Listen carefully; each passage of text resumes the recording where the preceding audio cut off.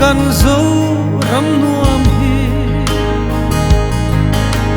thing tin par moyan vul na ram shing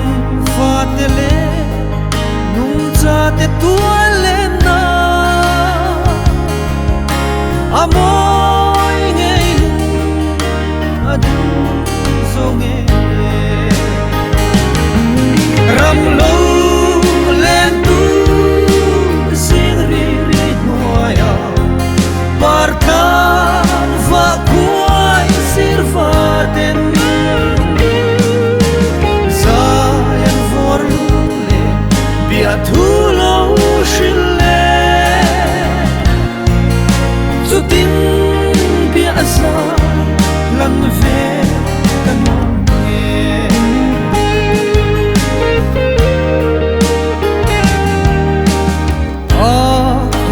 sen vùng khí sa tele du sial phoi vong le thari te lung dam te a lai tua lan len vena abon chia ye tum ti leng ve ram lo len tu sin ri ri noya markan va kuai sirvaten zayan vorle biatulo shille zutin biasa lan ve kanon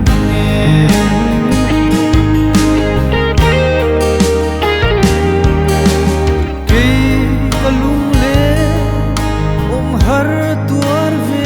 chu ne thiam dang rengan ong silo zo len tu che dam thi fi leng vele parting chu arim tui den min nember ram lo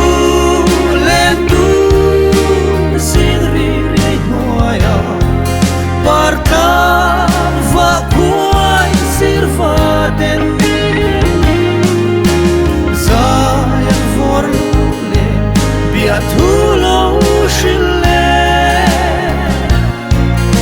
zutin biasa lan ve kanon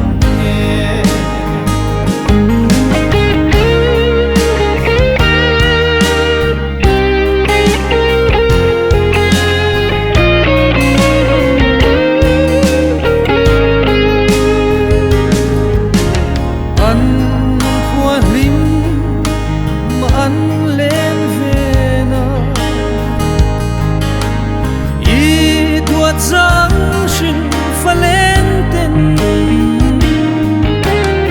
an tan me ma ral kan chan mange hiya I har rang hu I tho tho yang ram lo len tu sin ri ri noya markan va kuai sirvaten